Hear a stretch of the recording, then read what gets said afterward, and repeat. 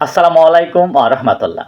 আজকের জাতীয় দৈনিক পত্রিকাগুলোর শিরোনামে স্থান করে নেওয়া আন্তর্জাতিক সমস্যা ও সংকটের খবরে যা যা থাকছে। মধ্যপ্রাচ্য যুদ্ধ, ইরানে আরও ভয়াবহ হামলার হুঁশিয়ারি যুক্তরাষ্ট্রের। অন্যদিকে যুদ্ধবিরতি মানবে না ইরান বলে জানানো হয়েছে। ট্রাম্পের হুমকির পর কুয়েতের জাহাজে ইরানের ব্যাপক হামলা। 2-3 সপ্তাহের মধ্যে ইরান অভিযান শেষ করবে যুক্তরাষ্ট্র বলে জানিয়েছেন মার্কিন প্রেসিডেন্ট ডোনাল্ড ট্রাম্প। যুদ্ধে কাঁপছে আরব অর্থনীতি, সম্ভাব্য ক্ষতি $20,000 কোটি, যা সৃষ্টি করছে মহা সমস্যা ও সংকটের। ফিলিস্তিনিদের জন্য ফাঁসির ফাঁদ ইসরায়েলের মৃত্যুদণ্ড আইন।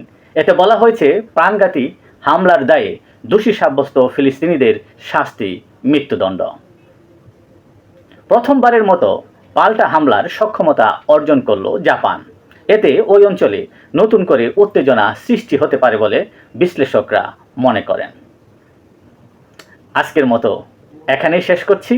আবারও দেখা হবে আগামীকাল ঠিক একইভাবে। সে পর্যন্ত অবশ্যই আপনারা ভালো থাকবেন, সুস্থ থাকবেন। আসসালামু আলাইকুম ওয়া রাহমাতুল্লাহ।